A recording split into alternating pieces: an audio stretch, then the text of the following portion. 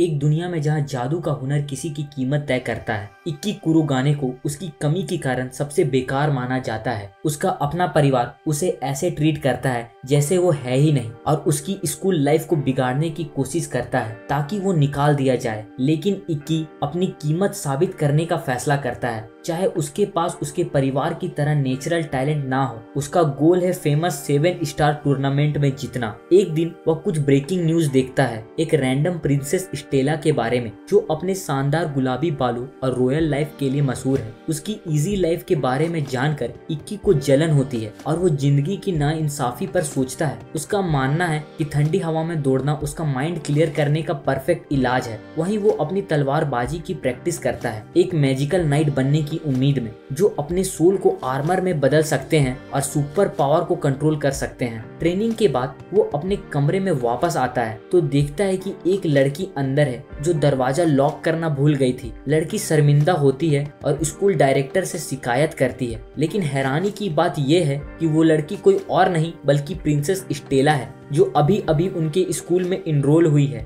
Director school की proud heritage और principal के बारे में बात करती है और इस बात पर जोर देती है कि उसकी गलती स्कूल की रेपुटेशन को नुकसान पहुंचा सकती है। वो इक्की से कहती है कि वो इस हरकत की जिम्मेदारी उठाए। इक्की एक बेकार सी माफी मांगता है, लेकिन स्टेला मानने को तैयार नहीं होती। वो उसे एक डुएल के लिए चैलेंज देती है ताकि वो अपनी इज्जत वापस पा सके। इक्की उसे समझाने की कोशिश करता है, लेकिन उसकी बातें सिर्फ स्टेला के गुस्से को और भड़का देती है। गुस्से से बचने के लिए वो उसकी खूबसूरती की तारीफ करता है, उम्मीद करता है कि इससे काम बन जाएगा। और हैरानी की बात यह है कि उसका ये कॉम्प्लीमेंट काम कर जाता है। स्टेला को एक पका टमाटर की तरह लाल कर देता है और वो अपना गुस्सा भूल जाती है। डायरेक्टर उनके बीच का मूवमेंट को इंटरप्ट करती है और उन्हें बताती है कि वो दोनों रूममेट हैं। उनके रैंकिंग के कारण इक्की का रैंक F है और स्टेला का रैंक A। ये सुनकर दोनों हैरान हो जाते हैं और उनके बीच झगड़ा शुरू हो जाता है। उनके बीच की बहस खत्म करने के लिए डायरेक्टर एक मॉक बैटल का सुझाव देती है ताकि एक विनर तय हो सके। स्टेला कहती है कि जो बैटल हारेगा वो विनर का सर्वेंट बनेगा और उनके सभी ऑर्डर मानेगा, जिसे इक्की खुशी से मान लेता है। बैटल फील्ड पर डायरेक्टर याद दिलाती है कि ये एक मॉक बैटल है जिसमें कोई फिजिकल हार्म नहीं होगा। बैटल शुरू होता है और इक्की अपनी शानदार तलवार निकालता है। स्टेला का फायर स्वॉर्ड अटैक को आराम से काउंटर करता है। वो उसके टैलेंट और हार्ड वर्क की तारीफ करता है और अपनी टेक्निक ब्लेड स्टील रिवील करता है, जो उसे अपोनेंट के मूव देखने की एबिलिटी देता है और आखिर में वो स्टेला को हरा देता है। जीत उसकी होती है। बैटल के बाद स्टेला हॉस्पिटल में होती है और डायरेक्टर से पूछती है कि इक्की ने उसे कैसे हरा दिया जबकि उसका रैंक F है। डायरेक्टर समझाती है कि रैंकिंग एक नाइट की ओवरऑल एबिलिटी पर बेस्ड है, ना कि उनकी एक्चुअल फाइटिंग पावर पर। वो ये भी बताती है कि फिलहाल इक्की का सही तरीके से रैंक डिसाइड करने का कोई सिस्टम नहीं है। फिर डायरेक्टर स्टेला से पूछती है कि उसने अब्रॉड पढ़ाई क्यों चुनी, तो स्टेला बताती है कि वो सिर्फ गिफ्टेड नहीं दिखना चाहती थी बल्कि अपनी एबिलिटी से अपनी पहचान बनाना चाहती थी, इसलिए वो यहाँ आई अपनी वैल्यू साबित करने। बाद में स्टेला इक्की के कमरे में उसे माफी मांगने आती है, लेकिन देखती है कि वो गहरी नींद में सो रहा है। थोड़ी देर तक उसे देखने के बाद वो अनजाने में जाग जाता है, जो स्टेला के लिए काफी एम्बैरेसिंग होता है। स्टेला उसे माफी मांगती है और पहले वाले एग्रीमेंट के मुताबिक उसकी सर्वेंट या डॉग बनने के लिए तैयार हो जाती है, लेकिन इक्की इस बात को हंसकर टाल देता है और उसे सिर्फ अपनी रूममेट बनने के लिए कहता है, जिससे वो मान लेती है। अगले दिन जब वो दोनों अपनी सुबह की दौड़ खत्म करते हैं, इक्की कैजुअली कहता है कि रोज 20 किलोमीटर दौड़ना उसकी रूटीन का हिस्सा है। स्टेला जवाब देती है कि आज वो उसके साथ मिलकर दौड़ पाई और जल्द ही वो उसकी स्पीड मैच कर सकती है। फिर इक्की बताता है उसकी बहन आज स्कूल शुरू कर रही है और वो उससे 4 साल के बाद मिलेगा, जो स्टेला के मन में शक पैदा करता है, लेकिन इक्की उसे यकीन दिलाता है कि वो सच में उसकी अपनी बहन है। क्लासरूम में उसकी नई टीचर यूरी सब न्यू कमर्स का स्वागत करती है और आने वाले कंपटीशन का रूल समझाती है। वो बताती है अब सिलेक्शन एक्चुअल फाइट पर बेस्ड होगा और टॉप 6 फाइटर स्कूल के रिप्रेजेंटेटिव के रूप में चुने जाएंगे। लेकिन जैसे ही वो फाइटिंग टेक्निक पर और ज्यादा बताने वाली होती है, कुछ अजीब होता है। वो लाल लिक्विड से भरा हुआ उल्टी कर देती है, जो एक टमाटो जूस एड से कम नहीं था। बाद में इक्की और स्टेला उसे हॉस्पिटल में मिलने जाते हैं और वो बताती है कि ये लगभग रोज होता है। वो हर दिन लगभग 1 लीटर लाल लिक्विड उल्टी करती है। इक्की उन्हें आराम करने की सलाह देता है और स्टेला को बताता है कि उसकी सेंसेयूरी की वजह से ही वो इस स्कूल में एक्सेप्ट हो पाया। क्लास जाते वक्त एक लड़की कागामी अचानक इक्की के पास आती है और मॉक बैटल में उसकी परफॉर्मेंस की तारीफ करते हुए उसे इंटरव्यू के लिए पूछती है। इक्की शर्मा जाता है और स्टेला जलन से परेशान होकर वहाँ से चली जाती है। इक्की प्यार से इंटरव्यू ऑफर को मना कर देता है और स्टेला को मनाने के लिए उसके पीछे दौड़ता है, लेकिन फिर से उन्हें एक लड़की शिजुको रोकती है जो उसे ओनीसामा कहकर बुलाती है, जिसका मतलब भाई होता है। शिजुको सबको हैरान करते हुए इक्की के होंठों पर किस कर देती है, जिससे सब लोग हैरान हो जाते हैं। लेकिन शिजुको बताती है कि वो उसे कितना मिस करती थी उन 4 सालों में जब वो अलग थे। तभी स्टेला बीच में आकर शिजुको को उससे दूर खींच लेती है और इक्की को अपनी बहन के साथ ऐसी अश्लील हरकत करने के लिए डांटती है। शिजुको इक्की को लेकर स्टेला से झगड़ा करने लगती है और गुस्से में स्टेला सबके सामने ये रिवील कर देती है कि उसका और इक्की का मास्टर सर्वेंट रिलेशनशिप है, जिससे सब लोग हैरान रह जाते हैं। शिजुको अपनी वाटर स्वॉर्ड समन करती है और स्टेला भी अपनी तलवार निकाल लेती है और दोनों के बीच तनाव बढ़ जाता है। जब वो एक दूसरे की फिजिकल अपीयरेंस पर ताना मारते हैं और अटैक करने लगते हैं, डायरेक्टर बीच में आकर उन्हें लेडीज वॉशरूम ले जाती है और चेतावनी देती है कि ट्रेनिंग एरिया के बाहर वेपन का इस्तेमाल सख्त मना है और उनके इस हरकत के लिए सजा के रूप में वो उन्हें 1 हफ्ते तक सब लेडीज वॉशरूम साफ करने का ऑर्डर देती है। डायरेक्टर के जाने के बाद वो दोनों अपनी बहस जारी रखते हैं और एक दूसरे की फिजिकल अपीयरेंस पर फिर से ताना मारते हैं। सजा खत्म होने के बाद शिजुको स्टेला को चेतावनी देती है कि वो इक्की के सामने लिच्चड़ वाली हरकत ना करे और बताती है कि इक्की को कैसा महसूस होता था जब उसे अपनी ही फैमिली में ऐसा ट्रीट किया जाता था जैसे वो है ही नहीं,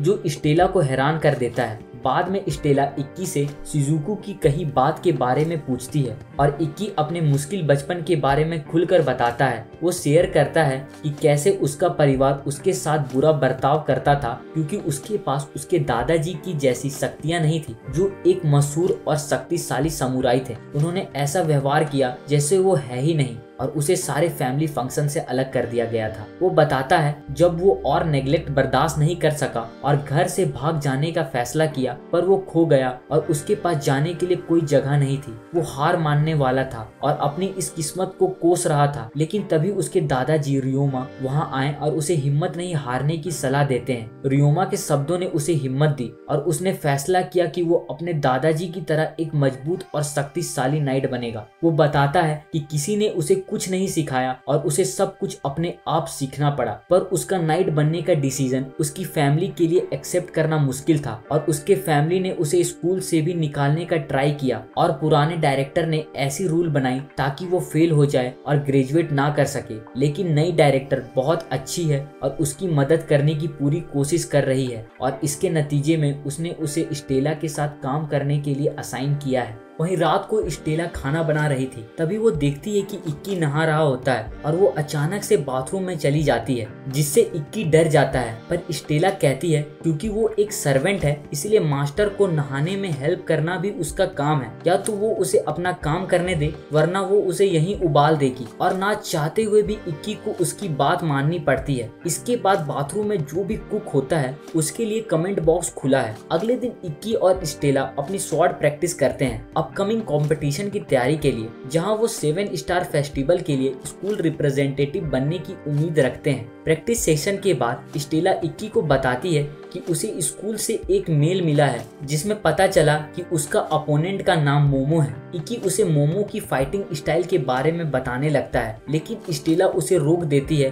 और कहती है कि वो पहले से ज्यादा नहीं जानना चाहती। वो इन बैटल्स को फ्यूचर के लिए ट्रेनिंग के रूप में देखती है जहां उसका अपोनेंट अननोन होगा। इक्की इस बात से सहमत होता है, ये मानते हुए कि वो हमेशा अपने अपोनेंट की एबिलिटीज का अंदाजा नहीं लगा सकती। फिर वो इस बात पर कमेंट करता है कि वो कितनी अच्छे से साथ हाथ खुलते मिलते हैं, जिससे स्टेला शर्मा जाती है। स्कूल बेल बजती है, क्लासेस शुरू होने का सिग्नल देते हुए। स्टेला हिम्मत जुटाकर उससे अगले दिन डेट पर जाने के लिए पूछती है, लेकिन उसके बोलने से पहले ही इक्की का फोन बजता है। उसकी बहन का टेक्स्ट आता है जो उसे अगले दिन शॉपिंग पर चलने के लिए कहती है। इक्की हाँ कह देता है, जिससे स्टेला का दिल टूट जाता है। अगले दिन स्टेला इक्की और शिजुको के साथ शॉपिंग पर जाती है। शिजुको को बिल्कुल पसंद नहीं आता कि स्टेला इक्की के साथ आई। वो दोनों इक्की को लेकर झगड़ा करने लगते हैं, लेकिन इक्की उन्हें रोकते हुए शिजुको से उस आदमी के बारे में पूछता है जो उसके साथ आया है। शिजुको उसका परिचय एलिस के रूप में करवाती है, जो उसका रूममेट है, और एलिस मजाक में इक्की को सेड्यूस करने की कोशिश करता है, जो शिजुको को गुस्सा दिलाता है। वो ट्रेन लेकर मॉल जाते हैं। स्टेला खुशी से कहती है कि ये उसका पहला जापानीज मॉल है, लेकिन वो तब रुक जाती है जब वो इक्की और शिजुको को हाथ पकड़े देखती है।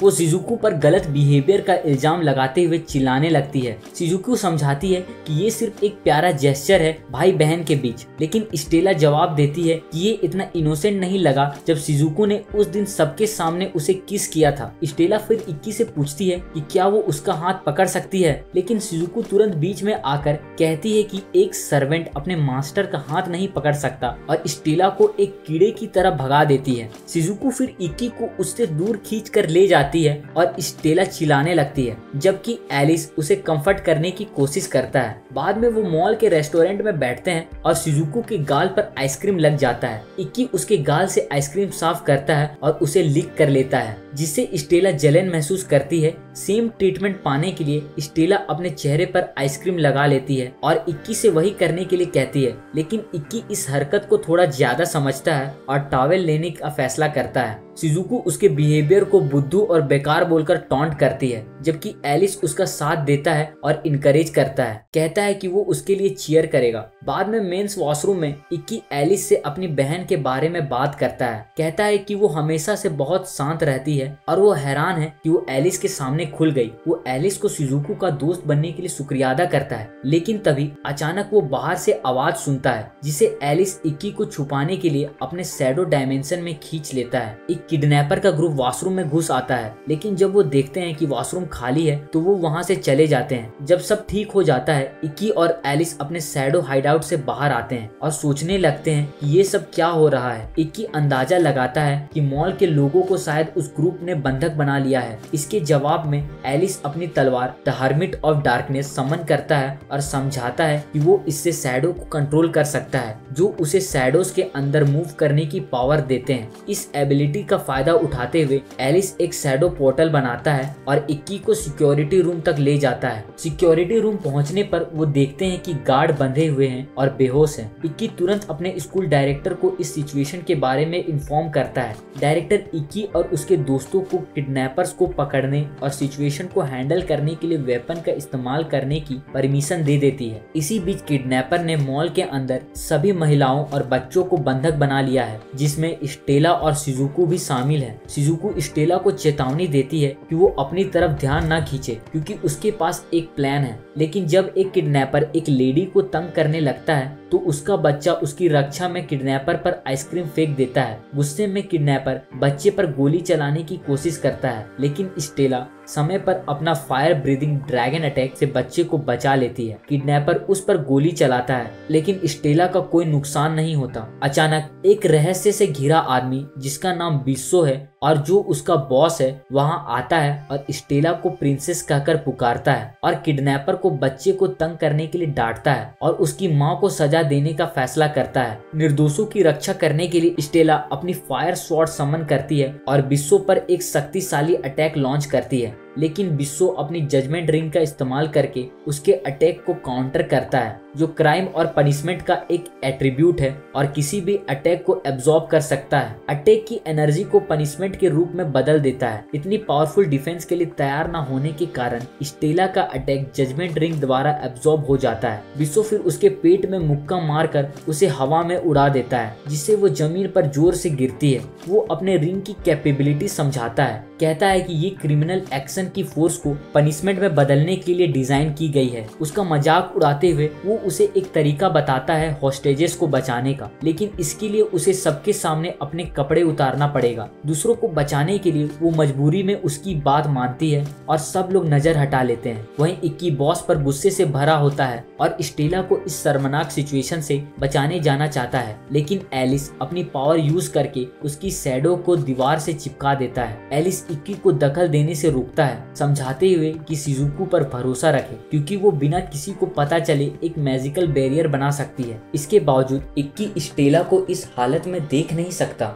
और अपने आप को छुड़ाने की कोशिश करता रहता है। तभी शिजुको अपना powerful wall of web attack complete करती है, जो होस्टेजेस के इर्द गिर्द एक मैजिकल बैरियर बना देता है। बिस्सो किडनैपर्स को उन पर गोली चलाने का ऑर्डर देता है, लेकिन शिजुको का मैजिकल बैरियर के कारण कुछ नहीं होता। मौका मिलते ही इक्की बिस्सो पर अटैक करने के लिए तैयार हो जाता है। रैंडम सर्कल में दौड़ते हुए अपने secret lightning sword attack execute करता है, जो बिस्सो का हाथ काट देता है। वो कहता है कि उसकी तलवार बिस्सो की नजर से तेज है, जो उसके लिए इस अटैक को एब्जॉर्ब करना नामुमकिन बना देता है। एलिस और स्टेला बाकी किडनैपर को खत्म कर देते हैं और स्टेला को सुरक्षित देखकर इक्की उसे गले लगाता है और माफी मांगता है। शिजुको उसके कपड़े लेकर आती है और स्टेला को तैयार होने के लिए कहती है, उसकी हिम्मत की तारीफ करते हुए जो उसने बॉस के सामने दिखाई। जब लगता है कि सब कुछ नॉर्मल हो गया है, तभी ग्रुप की एक औरत एक हॉस्टेज को पकड़ लेती है और उससे नुकसान पहुंचाने की धमकी देती है। बिस्सो हंसता है, ये रिवील करते हुए कि उसके मेंबर में से एक हॉस्टेज में छुपा हुआ था। लेकिन सिचुएशन तब एक मोड़ लेती है जब एक लड़का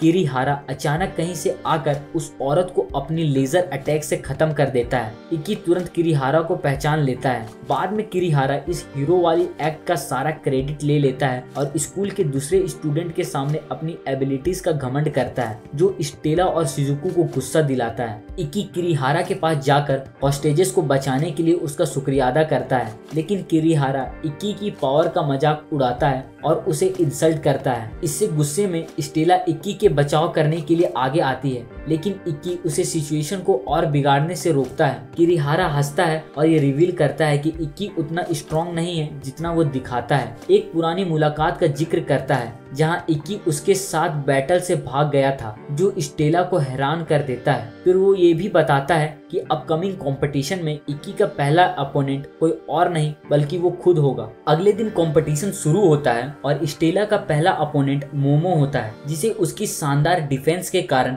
हैवी टैंक का नाम से जाना जाता है। ऑडियंस मोमो की कॉम्बैट स्किल देखकर ये मानती है कि वो एक टफ अपोनेंट होगा, लेकिन स्टेला उसका सामना पूरी कॉन्फिडेंस के साथ करती है और उसे डरा कर हार मानने पर मजबूर कर देती है। इसके नतीजे में वो विनर डिक्लेयर होती है, सबको हैरान करते हुए और कंपटीशन में एक शक्तिशाली कंटेंडर के रूप में अपनी पावर साबित करती है। बैटल के बाद शिजुको और एलिस स्टेला के परफॉर्मेंस पर चर्चा करते हैं। एलिस स्टेला की तारीफ करता है, लेकिन शिजुको कहती है कि एक कमजोर अपोनेंट को हराना कोई घमंड करने लायक बात नहीं है। तभी स्टेला उनकी कन्वर्सेशन ज्वाइन करती है और उन्हें भी उनकी विक्ट्री के लिए बधाई देती है। बाद में इक्की स्टेला के साथ किरीहारा के फाइटिंग स्किल का वीडियो देखता है और उसकी एबिलिटी देखकर हैरान हो जाता है। स्टेला पूछती है कि क्या किरीहारा एरिया इनविजिबल टेक्निक का यूज कर रहा था, जो एक ऐसा मेथड है जिससे किसी की प्रेजेंस और स्मेल को पहचानना इम्पॉसिबल है। इक्की कंफर्म करता है कि ये किरीहारा का वेपन का एक फीचर है जो उसे एक एडवांटेज देता है।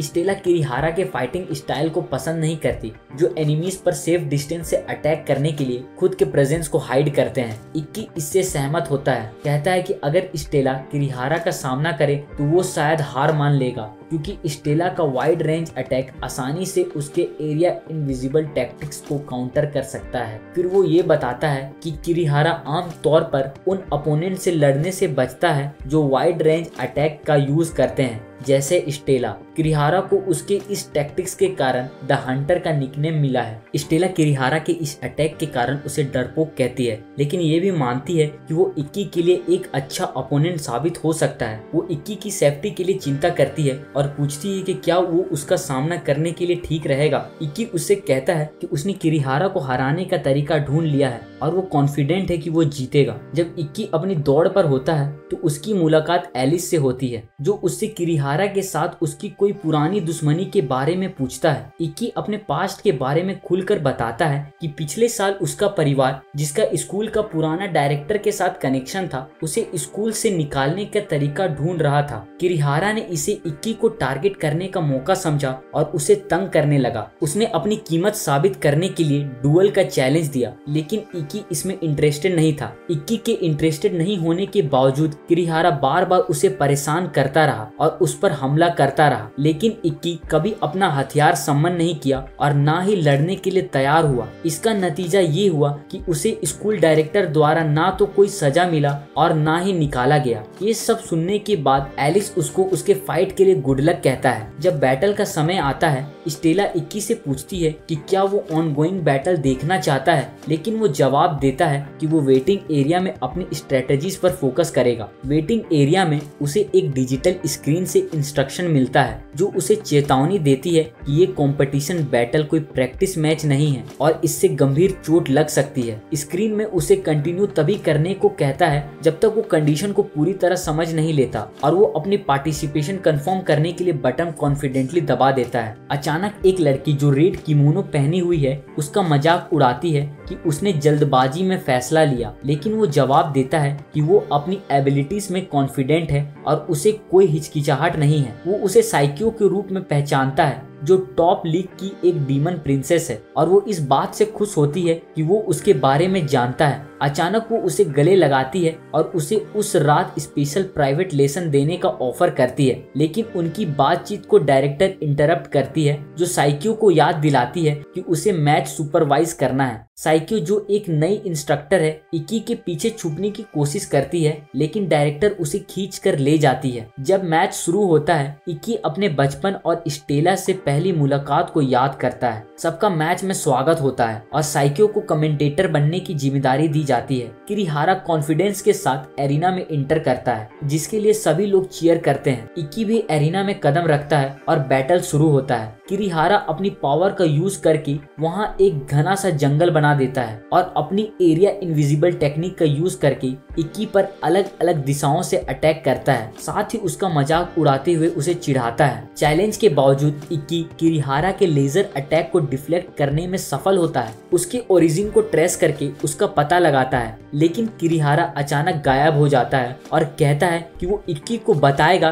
कि वो उस पर कहां अटैक करेगा, उससे पहले कि वो असल में अटैक करे। इस नए स्ट्रेटेजी के साथ किरिहारा इक्की के शरीर पर कई अटैक करने में सफल हो जाता है और इक्की को इस अचानक हमले से गंभीर चोट लगती है। किरिहारा कहता है अब वो अपना लेजर अटैक पर इनविजिबिलिटी का यूज कर सकता है, इसलिए इक्की उन्हें पहले की तरह डिफ्लेक्ट नहीं कर पाएगा। इक्की को बुरी तरह से अटैक होता देख स्टेला गुस्सा होती है और सोचती है कि उसने पहले अटैक क्यों नहीं किया, लेकिन एलिस समझाता है कि इक्की शायद नर्वस था, जो स्टेला को एहसास दिलाता है और वो इस बात के लिए गिल्ट महसूस करती है कि उसने पहले इस बात को नहीं समझा। एरिना में किरिहारा अपने अटैक्स इक्की पर जारी रखता है और सबको ये रिवील करता है कि इक्की नए डायरेक्टर के साथ ग्रेजुएशन के लिए क्या कंडीशन रखा है। कंडीशन ये है कि इक्की को 7 स्टार फेस्टिवल में जीतना होगा, वरना उसे ग्रेजुएट होने की परमिशन नहीं मिलेगी। जब ऑडियंस इस बात को सुनती है तो वो हंसने लगते हैं, क्योंकि 7 स्टार फेस्टिवल जीतना बहुत मुश्किल है और वो इक्की का मजाक उड़ाते हैं। कहते हैं कि उसके जैसा F रैंक के लिए इसे जीतना नामुमकिन है। किरिहारा एक खतरनाक अटैक करता है और इक्की जमीन पर गिर जाता है। जब किरिहारा उसका मजाक उड़ाते हुए उसे बेइज्जत करता है, भीड़ भी हंसने लगती है और उसका मजाक उड़ाने लगती है। ये सबसे गुस्से में आकर स्टेला का ऑरा भड़क उठता है और वो सबको चुप होने और उसके फेवरेट नाइट का मजाक ना उड़ाने की मांग करती है। फिर वो इक्की को गिव अप ना करने के लिए इनकरेज करती है और उसके शब्दों को सुनकर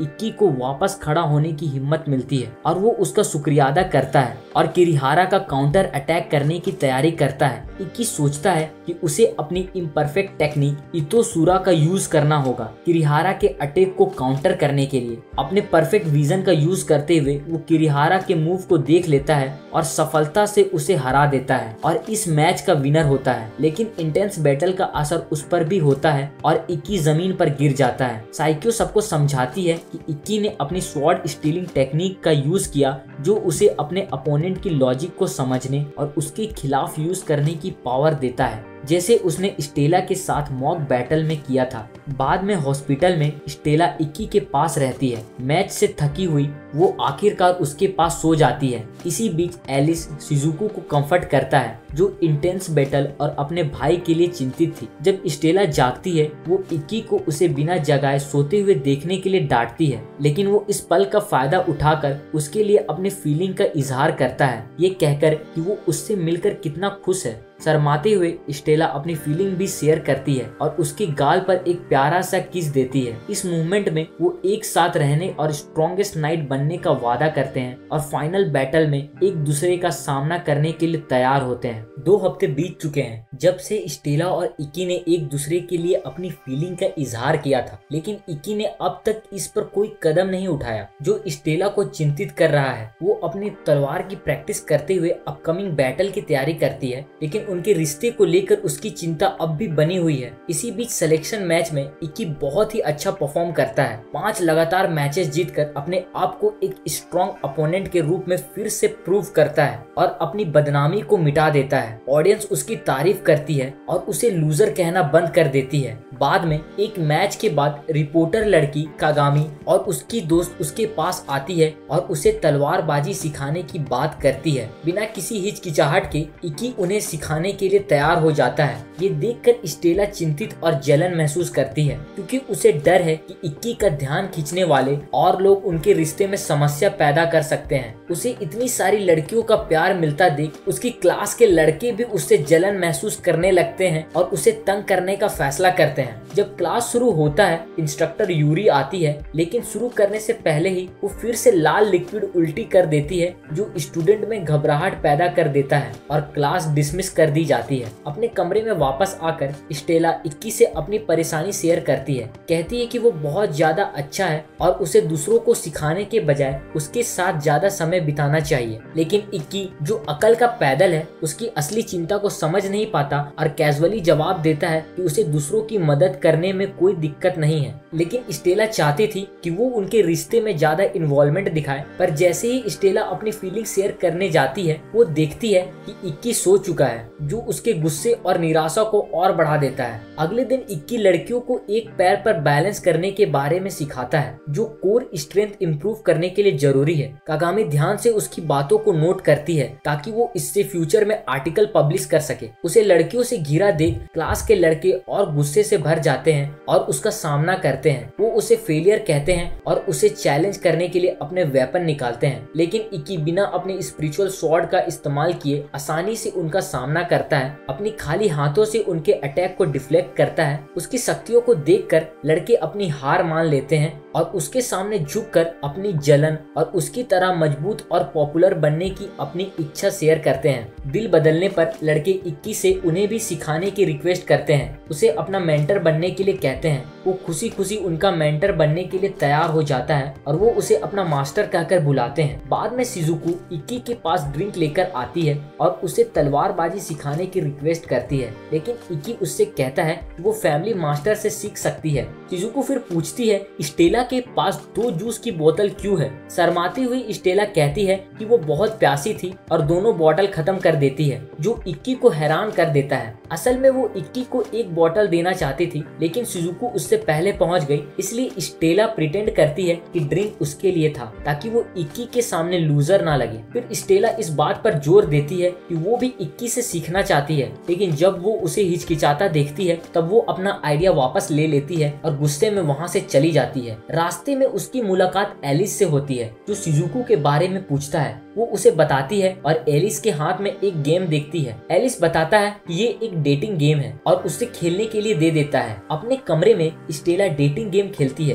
कैरेक्टर को इक्की के रूप में इमेजिन करते हुए, और सोचती है कि काश इक्की भी गेम के लड़कों की तरह ज्यादा लविंग और केयरिंग होता। तभी इक्की कमरे में आता है और उसे सरप्राइज कर देता है। वो पूछता है कि क्या वो उसके और दूसरों के साथ पूल पर जाना चाहती है, जहाँ वो उन्हें लेसन देने वाला है। पहले से गुस्से के कारण वो पूछती है कि उसे क्यों ज्वाइन करना चाहिए जबकि पहले उसने मना कर दिया था। जवाब में इक्की कहता है कि वो उससे जो सीख सकती थी उसे वो पहले से ही मास्टर कर चुकी है और उसकी स्वॉर्ड टेक्निक अलग है। ये सुनकर वो उसे ज्वाइन करने के लिए तैयार हो जाती है। ग्रुप पूल पर पहुंचता है और अपनी लंग्स कैपेसिटी ट्रेनिंग शुरू करते हैं, जबकि एक लंबे बाल वाली लड़की दूर से देखती है। ग्रुप में ना होते हुए भी स्टेला अपनी आप ट्रेनिंग में भाग लेती है, अपने अंदर के सेल्फ पे फोकस करते हुए, लेकिन कागामी उसे इंटरप्ट करती है, जो स्टेला और इक्की के रिश्ते के बारे में पहले से सब कुछ जानने की बात कहती है। कागामी ने स्टेला को ट्रिक करके ये बात उससे खुद ही बुलवा लिया कि वो दोनों डेटिंग कर रहे हैं। स्टेला फिर ये बताती है कि हालांकि उन्होंने लवर के रूप में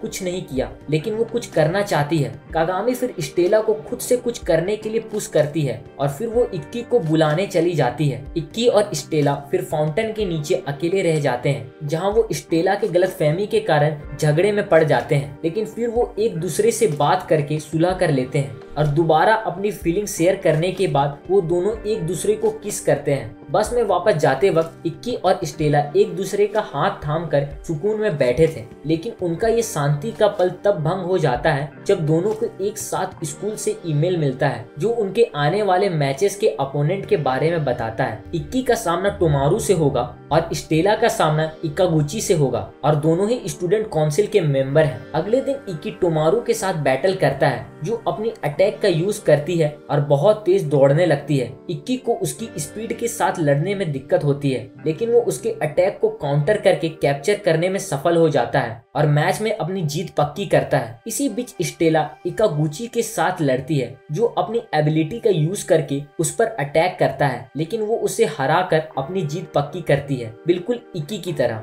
बाद में शिजुको इक्की के पास आती है उसकी जीत पर बधाई देने के लिए और उसे कहने लगती है कि वो उसके पास सो जाए ताकि वो उसे हील होने में मदद करेगी। स्टेला इस बात से गुस्सा करती है और इक्की को शिजुको से दूर रहने को कहती है, लेकिन शिजुको अपनी चार्म यूज करके इक्की को अपने तरफ खींच लेती है। वो स्टेला को टॉन्ट करती है कि वो भाई बहन के बीच में ना आए। अचानक एलिस बताता है कि उनका कोई पीछा कर रहा है। इक्की उसे सामने आने के लिए कहता है और एक शर्मीली लड़की आयासा एक पेड़ के पीछे से बाहर आती है। स्टेला को याद आता है कि ये वही लड़की है जो उसे पूल ट्रेनिंग के दौरान मिली थी। लड़की घबरा जाती है और जल्दी से वहाँ से निकल जाती है, लेकिन जल्दी में वो पास के झील में गिर जाती है। वो उसे पानी से निकाल कर हॉस्पिटल ले जाते हैं। आयासा अपने बिहेवियर के लिए माफी मांगती है और बताती है कि वो एक 3rd ईयर स्टूडेंट है। इक्की उसके लास्ट नेम को पहचानता है और पूछता है कि क्या वो काइटो आयात्सुजी की बेटी है, जो एक मशहूर स्वॉर्ड मास्टर है। वो इस बात पर हाँ कहती है, जो इक्की को एक्साइट कर देता है। शिजुको स्टेला को बताती है कि काइटो को द लास्ट समुराई के नाम से जाना जाता है, जिन्होंने बिना किसी मैजिकल एबिलिटी के भी कई पावरफुल बैटल जीती है। इक्की बताता है कि आयासा के पिता उनके रोल मॉडल थे जब वो छोटा था। आयासा फिर ये बताती है कि उसके पिता अब मैच में पार्टिसिपेट नहीं करते, उनके पहले बैटल की चोटों के कारण वो हॉस्पिटल में है। शिजुको फिर आयासा से पूछती है कि वो उनका पीछा क्यों कर रही थी। वो बताती है कि उसे ट्रेनिंग की जरूरत है और वो काफी समय से अकेले प्रैक्टिस कर रही थी। उसे इक्की की मदद चाहिए थी, लेकिन वो उसे पूछने में शर्मा रही थी। इक्की उसे तलवारबाजी सिखाने का ऑफर करता है और वो तुरंत मान जाती है। बाद में इक्की और आयासा अपने स्वॉर्ड प्रैक्टिस करते हैं और वो ऑब्जर्व करता है कि उसकी फाउंडेशन अच्छी है, शायद उसके पिता के कारण, लेकिन वो उसकी ट्रेनिंग रोक देता है और उसे सलाह देता है कि उसे अपने पिता का मूव को एग्जैक्ट कॉपी नहीं करना चाहिए। वो उसे अपना खुद का स्टाइल ढूंढने और यूनिक टेक्निक डेवलप करने के लिए कहता है। फिर वो उसके पास जाकर उसकी पोस्चर करेक्ट करता है, जिसे वो शर्मा जाती है, जबकि स्टेला और शिजुको उनकी इंटरैक्शन से जलन महसूस करते हैं। इक्की कहता है कि मेल और फीमेल एनाटॉमी अलग होते हैं और अपने पिता की टेक्निक को कॉपी करने के बजाय वो कैसे इसे अपने एडवांटेज के लिए यूज कर सकती है। इस स्पेशल इंस्ट्रक्शन के बाद आयासा अपनी ट्रेनिंग में प्रोग्रेस करने लगती है। बाद में इक्की उससे ट्रेनिंग के दौरान टच करने के लिए माफी मांगता है और वो कहती है कि ये कोई बड़ी बात नहीं है। आयासा उससे कहती है कि अब वो अपनी एबिलिटीज को सुधारने में कॉन्फिडेंट महसूस करती है और 7 स्टार बैटल फेस्टिवल जीतने के लिए पूरी कोशिश करेगी। बाद में अपने कमरे में स्टेला इक्की से पूछती है कि क्या उसे आयासा को स्पेशल इंस्ट्रक्शन देना पसंद है और वो भी उससे वही ट्रीटमेंट मांगती है, लेकिन वो कहता है कि ऐसा कुछ नहीं है और उसे भरोसा दिलाता है कि वो सिर्फ उसके लिए ही फीलिंग रखता है। अगले दिन आयासा और स्टेला एक दूसरे के साथ साथ ट्रेनिंग करते हैं और इक्की उनको ऑब्जर्व करता है। ट्रेनिंग सेशन के बाद धन्यवाद के तौर पर आयाशा उन्हें डिनर पर ले जाती है। रेस्टोरेंट में स्टेला बिना बिल की चिंता किए ठूस ठूस के खाना खाती है। आयाशा फिर इक्की को शुक्रिया अदा करती है उसकी हेल्प करने के लिए और वो कहता है कि ये कोई बड़ी बात नहीं है। डिनर शांत तरीके से चल रहा होता है, लेकिन तभी एक गैंग जिसका लीडर कुराडो है उनकी टेबल पर आता है और आयाशा को परेशान करता है। इक्की दखल देता है और उन्हें दूर रहने के लिए कहता है। वो उसे लड़ने के लिए उकसाने की कोशिश करते हैं। कुराडो इक्की के सर पर बॉटल तोड़ देता है और उसे चैलेंज करता है। जैसे जैसे सिचुएशन बिगड़ता है, दूसरे ग्राहक अपनी सुरक्षा के लिए डर कर वहाँ से भाग जाते हैं। एक वेटर पुलिस को बुलाने की कोशिश करता है, लेकिन एक अजीब सी लड़की उसे रोक देती है। इक्की को पीटता देख स्टेला उसकी रक्षा के लिए आगे बढ़ने को तैयार होती है, लेकिन वो उसे रोक देता है। वो उसे तंग करते रहते हैं, लेकिन वो मुस्कुराता रहता है और उनके अटैक को बर्दाश्त करते हुए शांत रहता है। जब उन्हें उससे कोई रिएक्शन नहीं मिलता तो वो लोग उसे तंग करने की कोशिश छोड़ देते हैं और कुराडो इक्की के फेस पर थूक कर चला जाता है। वो लोग के जाने के बाद स्टेला इक्की को डांटती है कि उसने उन्हें जाने दिया और उसे दखल देने से भी रोका। वो शांति से समझाता है कि उसे कोई एक्शन इसलिए नहीं लिया क्योंकि वो एकेडमी से निकाले जाने से बचना चाहता था, लेकिन स्टेला कहती है कि अगर वो अपनी तलवार का इस्तेमाल नहीं करता तो वो निकाला नहीं जाता। इक्की कहता है कि वो गैंगस्टर को खाली हाथों से नहीं संभाल सकता था क्योंकि वो काफी स्ट्रॉन्ग लग रहे थे। अचानक एक छोटा लड़का कहीं से आकर उन्हें बताता है कि कुराडो को स्वॉर्ड ईटर के नाम से जाना जाता है और वो डोनरो एकेडमी का टॉप फाइटर है। वो लड़का इक्की के फैसले की तारीफ करता है और ये बताता है कि कुराडो पिछले साल के 7 स्टार बैटल फेस्टिवल के टॉप 8 में था, जो सबको हैरान कर देता है। वो मिस्टीरियस छतरी वाली लड़की भी उसकी स्टेटमेंट से एग्री करती है। स्टेला इक्की से पूछती है कि क्या वो इनमें से किसी को जानता है और वो बताता है कि छोटा लड़का उता काटा है जो एकेडमी के स्टूडेंट काउंसिल का वाइस प्रेसिडेंट है और वो लड़की कनाता है जो भी स्टूडेंट काउंसिल में है। उता काटा इक्की के घाव को ठीक करने का ऑफर देता है जो वो मान लेता है। रेस्टोरेंट से वापस आते वक्त आयाशा इक्की से पूछती है कि क्या वो ठीक है और वो कहता है कि छोटे लड़के के ट्रीटमेंट के कारण वो बिल्कुल ठीक है। अचानक उसे स्कूल से एक मेल मिलता है जो बताता है कि उसका अपकमिंग सिलेक्शन बैटल आयाशा के साथ है। ये उनके बीच एक ऑकवर्ड टेंशन पैदा कर देता है और वो वहाँ से भाग जाती है। ट्रेनिंग के दौरान आयाशा बहुत दूर हो जाती है और उनके ट्रेनिंग सेशन में आना बंद कर देती है। इक्की इस मामले पर एलिस से बात करता है जो उसे चिल करने की सलाह देता है और कहता है कि आयाशा बैटल से पहले कोई कदम उठाएगी। ये सुनकर इक्की एलिस को आयाशा का मैसेज दिखाता है जिसमें उसने उसे 3 बजे सुबह रूफटॉप बिल्डिंग पर अकेले मिलने के लिए बुलाती है। एलिस उसे चेतावनी देता है कि ये एक ट्रैप हो सकता है, लेकिन इक्की जाने का फैसला करता है। कहता है कि वो अपने दोस्त की रिक्वेस्ट को मना नहीं कर सकता। एलिस उसे फिर से चेतावनी देता है कि अगर कुछ गलत होता है तो उसे अपनी दोस्ती खत्म करने के लिए तैयार रहना चाहिए। एलिस के समझाने के बावजूद इक्की जिद पर रहता है। कहता है कि वो दोस्ती नहीं तोड़ेगा चाहे कुछ भी हो जाए और आयाशा से मिलने चला जाता है। रूफटॉप पर इक्की उससे पूछता है कि वो किस बारे में बात करना चाहती है। आयाशा स्टेला के साथ उसके टूर्नामेंट जीतने की प्रॉमिस के बारे में पूछती है। वो जवाब देता है कि वो जीतने की पूरी कोशिश करेगा, लेकिन आयाशा उससे पूछती है कि अगर उसका सामना ऐसे दुश्मन से होता है जिसे वो हरा नहीं सकेगा तो वो क्या करेगा। वो कहता है कि वो अपनी पूरी शक्ति से लड़ता रहेगा चाहे वो जीते या ना जीते। आयाशा कहती है कि ऐसी जस्टिस जो रिजल्ट नहीं देती बेकार है। फिर वो अपनी तलवार समन करती है और रूफटॉप से नीचे गिरने लगती है। इक्की उसकी मदद के लिए दौड़ता है और अपनी अल्टीमेट इतोसूरा अटैक यूज करके उसे बचा लेता है। उसके बाद आयाशा ये बताती है कि उसने उसे अपनी पावरफुल टेक्निक इतोसूरा यूज करने के लिए ट्रिक किया जो वो सिर्फ एक दिन में एक बार यूज कर सकता है और अब सिलेक्शन मैच शुरू होने में 10 घंटे बचे हैं। उसके पास पूरी तरह से रिकवर करने का समय नहीं होगा और वो अटैक फिर से यूज नहीं कर पाएगा। वो कहती है कि अब उसके पास उसके खिलाफ जीतने का मौका है। धोखे के बाद इक्की पूछता है कि वो जीतने के लिए ये सब क्यों कर रही है। वो बस इतना कहती है कि मैच जीतना उसके लिए सबसे इम्पोर्टेंट है। इक्की उसे चेतावनी देता है कि उसकी हरकत उसके परिवार और उसके लिए बदनामी ला सकती है, लेकिन वो अपने फैसले पर अडिग रहती है। कहती है कि वो एक स्किल फाइटर नहीं है, लेकिन वो हर तरह की कोशिश करेगी कि वो ही मैच जीते चाहे कुछ भी हो। बाद में इक्की अपने कमरे में वापस आता है और सोई हुई स्टेला पर गिर जाता है। पहले तो स्टेला सोचती है कि वो नॉटी हरकत करने की कोशिश कर रहा है, लेकिन जब वो देखती है कि वो खड़ा भी नहीं हो सकता तो वो उसे हॉस्पिटल ले जाती है। इकी हॉस्पिटल में जगता है और देखता है कि शिजुको, एलिस और स्टेला उसके पास है। सभी उसके लिए चिंतित थे। वो होश में आते ही घबरा जाता है, सोचता है कि उसने मैच मिस कर दिया, लेकिन स्टेला उसे बताती है कि उसके पास अभी भी समय है। तभी डायरेक्टर रूम में आती है और उससे उस घटने के इन्वेस्टिगेशन और कुछ सवाल पूछने के लिए ले जाती है। इकी उस इंसिडेंट के बारे में बात करने से मना कर देता है और डायरेक्टर को बताता है कि वो बिल्डिंग को हुआ नुकसान के लिए जिम्मेदारी और जो भी सजा मिलेगी उसके लिए वो तैयार है। डायरेक्टर उससे पूछती है कि क्या वो किसी को बचा रहा है। डायरेक्टर ये बताती है कि कुछ साल पहले आयासा के पिता काइटो कुराडो के साथ एक 1-on-1 बैटल के बाद तलवार तक नहीं पकड़ पाए थे, जो उनकी जमीन और बिल्डिंग ले गया था। वो बताती है कि तब से काइटो कोमा में है। आयासा अब कुराडो से अपनी परिवार की छीनी गई चीजें वापस पाना चाहती है और इस बैटल फेस्टिवल को अपनी परिवार की इज्जत वापस पाने के लिए लास्ट चांस मानती है। इकी अभी भी आयासा से फाइट करने को तैयार है। एलिस उसे आयासा के बारे में कुछ बताता है, लेकिन आयासा की एबिलिटी अभी भी अननोन है।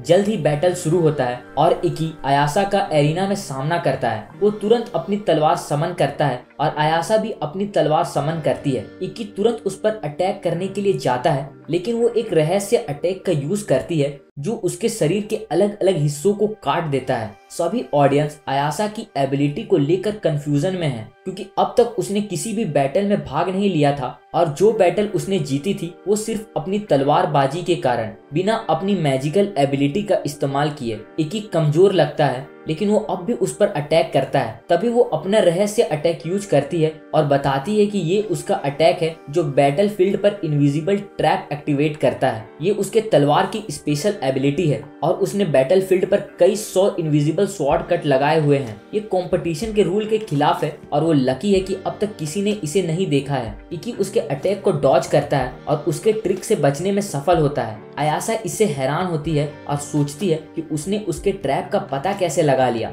इससे पहले कि इकी उसके अटैक पैटर्न को समझ जाए, वो उस पर अटैक करती है और इकी जमीन पर घुटनों के बल गिर जाता है। इक्की जानता है कि उसका एक और अटैक उसकी हार का कारण बन सकता है, इसलिए उसका काउंटर करने के लिए वो एक स्पेशल टेक्निक का यूज करता है। वो सोचता है जब उसने इंस्ट्रक्टर यूरी से रिक्वेस्ट की थी, जो मैच में सुपरवाइजर थी, कि अगर आयासा किसी रूल को तोड़ती है तो उसे नजरअंदाज करे। इस बात से अनजान आयासा उस पर लगातार अटैक करती रहती है और इकी उसे कहता है कि वो अपने आप को खो रही है, ना सिर्फ उसके टीचिंग को इग्नोर करके बल्कि अपनी एबिलिटीज को भी, एक ऐसी इंसान बनने की कोशिश करके जो वो नहीं है। वो उसे फेयर और प्राइड के साथ लड़ने के लिए कहता है, लेकिन वो कहती है कि कोई भी फेयरनेस और प्राइड उसके पिता को नहीं बचा सका। उसकी प्राइड वापस दिलाने में मदद करने के लिए इक्की उसका सामना करता है और अपनी परफेक्ट विजन का यूज करके उसके सभी अटैक को काउंटर करता है। वो सोचती है कि जीतने के लिए उसे उसकी विजन से तेज होना पड़ेगा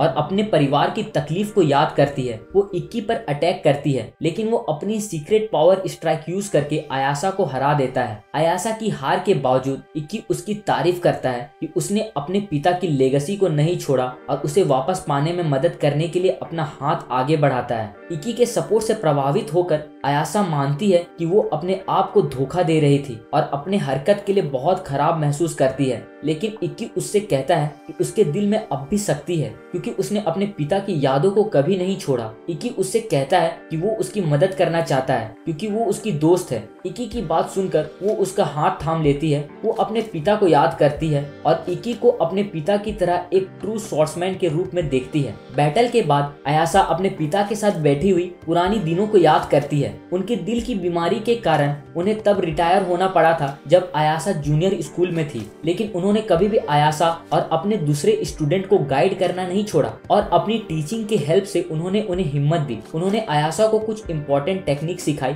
और अपनी सीक्रेट टेक्निक को मास्टर करना बताया। आयासा को ये टीचिंग चैलेंजिंग लगी, लेकिन उसने अपने पिता की इंस्ट्रक्शन को ईमानदारी से फॉलो किया। बाद में स्टेला अपने फोन पर कुराडो के बारे में पढ़ती है, जो 3 साल पहले बिना किसी के परमिशन के दूसरे स्कूल में घुस जाता और शहर के मार्शल आर्ट स्कूल को तबाह करता था। इसीलिए उसे स्वॉर्ड ईटर के नाम से जाना जाता था। आयासा बताती है कि जब उसने 2 साल पहले उसके पिता से लड़ाई की थी तो उसने अपनी असली एबिलिटीज का इस्तेमाल नहीं किया था, बल्कि सस्ते स्वॉर्ड टेक्निक का सहारा लेकर उन्हें हरा दिया था। वो स्टेला और इक्की को उस दिन के बारे में बताती है जब कुराडो ने उसके पिता से लड़ाई की थी। थी। उसने काइटो को गिरा दिया और उसके पिता ने उससे माफी मांगी कि वो उस दिन वहां नहीं थे जब कुराडो ने उसे चोट पहुंचाई थी, और फिर पूरी हिम्मत के साथ उस पर हमला करते हैं। आखिरकार कुराडो ने उसके पिता को हरा दिया। रिग्रेट से भरी आयासा स्टेला और इक्की से अपनी फीलिंग शेयर करती है, क्योंकि वो अपने आप को दोष देती है कि वो उस दिन कुराडो के खिलाफ खड़ी नहीं हो पाई और उनका घर वापस नहीं ले पाई। उसे अफसोस है कि वो अपने पिता की मदद नहीं कर पाई जब उन्हें उसकी सबसे ज्यादा जरूरत थी। आयासा फिर उसे अपने पिता के घर ले जाती है, जो अब कुराडो का है। अंदर जाने पर वो कुराडो का सामना करता है। इक्की आगे बढ़कर आयासा के लिए उसे डुअल का चैलेंज देता है। कुराडो उसके पहले हरकत के लिए उसका मजाक उड़ाता है, लेकिन इक्की कॉन्फिडेंटली कहता है कि इस बार सब अलग है। वो कुराडो से कहता है कि हालांकि उनके स्कूल के बाहर बिना परमिशन के अपना तलवार का इस्तेमाल करना मना है, लेकिन ये जगह कभी एक मार्शल आर्ट स्कूल थी। अगर कुराडो परमिशन दे तो वो डुअल कर सकते हैं। कुराडो हंसता है और मान जाता है, कहता है कि इक्की को डुअल शुरू करने से पहले अपनी काबिलियत साबित करनी होगी। इक्की कुराडो के गैंग मेंबर का आईडीज फेंकता है और पूछता है कि क्या ये उसकी काबिलियत साबित करता है। इसके जवाब में कुराडो अपनी डेडली स्वार्ड ओरिचिमारू समन करता है, जो अलग अलग शेप में ट्रांसफॉर्म हो सकता है। बैटल शुरू होता है और कुराडो आगे बढ़ता है, लेकिन इक्की अपने आप को डिफेंड करने में सफल होता है। कुराडो उस पर बार बार अटैक करता है और इक्की उन्हें मुश्किल से डॉज करता है। फिर कुराडो पर हमला करता है, लेकिन उस पर कोई असर नहीं होता। इक्की कुराडो की एबिलिटी से हैरान होता है। कुराडो फिर अपनी तलवार को एक लंबी डेडली सांप जैसी बोन क्रिएचर में बदलकर इक्की पर लगातार अटैक करता है। इक्की की कोशिशों के बावजूद कुराडो की स्पीड और रिफ्लेक्सेस उसे अनबीटेबल बनाती है। अपनी परफेक्ट विजन का इस्तेमाल करने के बाद भी इक्की मुश्किल से उनके अटैक को रोक पाता है। इक्की समझता है कि कुराडो की एबिलिटीज उसकी स्पीड और रिफ्लेक्सेस में है, जो उसे पहले भी आयासा के पिता को हराने में काम आई होगी। कुराडो उसकी एबिलिटीज को पहचानने के लिए इक्की की तारीफ करता है। फिर वो इक्की पर दो दिशाओं से एक साथ अटैक करता है, लेकिन इक्की अपना इरेगुलर गार्डिंग मूव का यूज करके उसके अटैक को डॉज करता है। तो कुराडो उस पर 4 दिशाओं से अटैक करता है, जिसे इक्की बैलेंस खो देता है और एक घातक अटैक से बच जाता है। वो लड़ते रहते हैं और आयासा नोटिस करती है कि फाइट उसके पिता के साथ हुई लड़ाई जैसी ही है। वो इसे रोकने की कोशिश करती है, लेकिन स्टेला उसे रोक देती है, समझाते हुए कि अगर वो दखल देगी तो वो अपने परिवार का घर या स्कूल वापस नहीं पा सकेगी। स्टेला ये भी कहती है कि इक्की इस फाइट को एंजॉय कर रहा है और कुराडो को हराने का तरीका ढूंढने की कोशिश कर रहा है। बैटल के दौरान आयासा रियलाइज करती है कि उसके पिता की हार इसलिए नहीं हुई क्योंकि वो कमजोर थे, बल्कि इसलिए क्योंकि कुराडो एक ताकतवर ओपोनेंट है। इक्की को बैटल का मजा लेते देख वो समझती है कि उसके पिता ने अपनी आखिरी लड़ाई में भी वही खुशी महसूस किया होगा, और याद करती है कि उसके पिता ने उस दिन उससे नहीं बल्कि कुराडो से माफी मांगी होगी, क्योंकि वो उस कंडीशन में नहीं थे जिससे वो कुराडो को एक अच्छी बैटल दे सके। इस रिग्रेट में आयासा उदास हो जाती है, क्योंकि अब वो अपने पिता के शब्दों को समझ पाती है और रोने लगती है, क्योंकि वो एक फाइटर के माइंड और सोल को पूरी तरह समझ नहीं सकी। स्टेला कुराडो की वीकनेस को समझ जाती है, जो उसके काउंटर मूव के कारण लगातार अटैकिंग से उसकी स्टेमिना खत्म कर रहा है। इस बीच कुराडो इक्की की जीत की तारीफ करता है और इक्की जवाब देता है कि उसे हारना पसंद नहीं है, और फिर आयासा से प्रॉमिस करता है कि वो उसके पिता का बदला जरूर लेगा और कुराडो पर हमला करता है। वो काइटो की सीक्रेट टेक्निक का इस्तेमाल करता है, जो काइटो ने अपनी आखिरी लड़ाई में इस्तेमाल करने की कोशिश की थी, लेकिन फेल हो गया था। आयासा हैरान है कि इक्की इस टेक्निक को कैसे जानता है, और स्टेला बताती है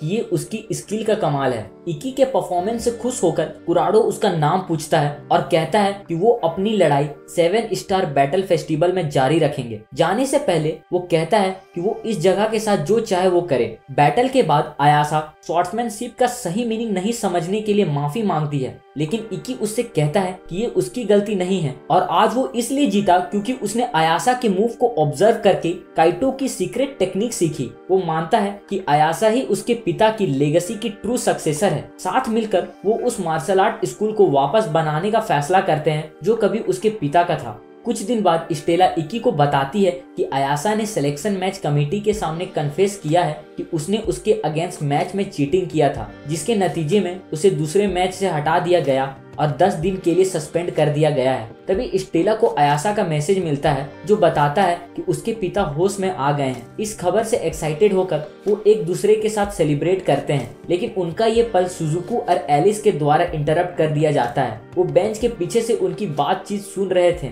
स्टेला तुरंत एक कवर स्टोरी बनाती है और हमेशा की तरह स्टेला और शिजुको अपने यूजुअल तरीके से एक दूसरे को इंसल्ट करते हैं, जिसे इक्की उनके बहस के बीच में चुपचाप खड़ा रहता है। आने वाले बैटल में इक्की लगातार 12 मैचेस बिना किसी हार के जीत जाता है। उसके इनक्रेडिबल परफॉर्मेंस से क्राउड उसकी तारीफ करती है। सिलेक्शन मैच में इक्की के शानदार परफॉर्मेंस से प्रभावित होकर डायरेक्टर उसे और स्टेला को इस साल का स्टार स्टूडेंट के रूप में देखती है, जिनके पास ग्रेट पोटेंशियल है। फिर डायरेक्टर उन्हें ओकुटामा नाम की जगह पर स्कूल के ट्रेनिंग कैंप में भेजने का फैसला करती है, जहां उन्हें प्रॉपर ट्रेनिंग मिलेगी। जर्नी के लिए excited Stella training camp arrange करने के लिए डायरेक्टर की तारीफ करती है। इक्की भी इस बात से खुश होता है। इसी बीच एलिस और शिजुको मेट्रो स्टेशन पर होते हैं, जहां शिजुको अपने भाई और स्टेला को ट्रिप पर जाने से रोक नहीं पाने पर उदास थी और एलिस को उसके साथ चलने के लिए कहती है, लेकिन वो कहता है कि उसने आज के लिए दूसरे प्लान बना लिए हैं और उसे अकेले जाना पड़ता है। ट्रेनिंग कैंप में स्टेला इक्की के साथ अकेले समय का मजा लेती है और उसे ज्यादा लवर वाली हरकत करने के लिए कहती है और उसे किस करने की कोशिश करती है, लेकिन तभी इक्की उसे रोकता है और स्टूडेंट काउंसिल मेंबर के ग्रुप की तरफ इशारा करता है। अपने लॉजिंग पर पहुंचने के बाद स्टेला और रेनरेन एक सॉलिड बैडमिंटन मैच खेलते हैं। उनका मैच देखकर सब लोग सोचते हैं कि ये किस तरह का नॉनसेंस गेम है, क्योंकि ये कोई नॉर्मल बैडमिंटन मैच नहीं है।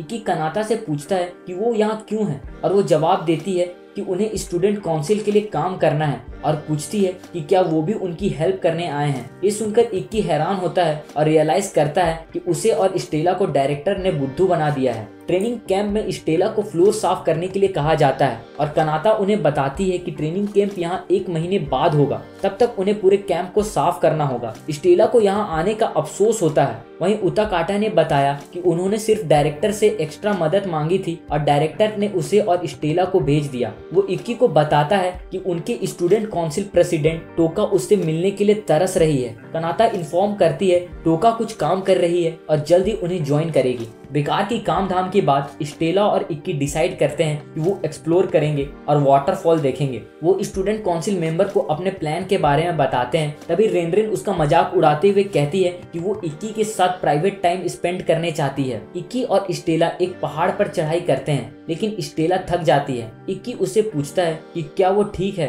क्योंकि उसने आज सिर्फ 2 कप रामेन खाया था, जबकि वो आमतौर पर 7-8 कप खाती है। वो कहती है कि वो ठीक है और वो चढ़ाई जारी रखते हैं। इसी बीच शिजुको घर पहुंचती है और अपने कमरे में जाती है, जहां उसका बिल्ली उसका स्वागत करता है। वो अपने कमरे में इक्की के बचपन की तस्वीरें देखती है, जो उसके दिल को खुशी से भर देता है। जब वो तस्वीरें देख रही होती है तो उसे लिविंग रूम में बुलाया जाता है, जहां उसके पिता उससे बात करना चाहते हैं। कैंप में स्टेला की तबीयत और बिगड़ जाती है और वो थकावट और बीमार महसूस करती है। इक्की उसका ख्याल रखता है और कैंप वापस चलने को कहता है। वो उसे बताती है कि उसे चक्कर और उल्टी जैसा महसूस हो रहा है और वो डरते हुए पूछती है कि क्या उसका पिछला दिन का किस उसे प्रेग्नेंट कर दिया है। इक्की उसे समझाता है कि ऐसा पॉसिबल नहीं है और सोचता है कि क्या वो बस इनोसेंट बन रही है या पूरी बेवकूफ है। वो कहता है कि शायद उसे सर्दी लग गई है, लेकिन स्टेला बताती है कि उसे आज तक कभी सर्दी नहीं हुई और उसे इसके बारे में कुछ नहीं पता। लेकिन उसे कैंप ले जाने से पहले ही बारिश शुरू हो जाती है, इसलिए वो उसे एक माउंटेन लॉज पे ले जाता है। इक्की स्टेला का ख्याल रखता है और उसका बुखार चेक करता है। जैसा उसने अंदाजा लगाया था, उसे तेज बुखार है। वो उसे अपने गीले कपड़े उतारने के लिए कहता है,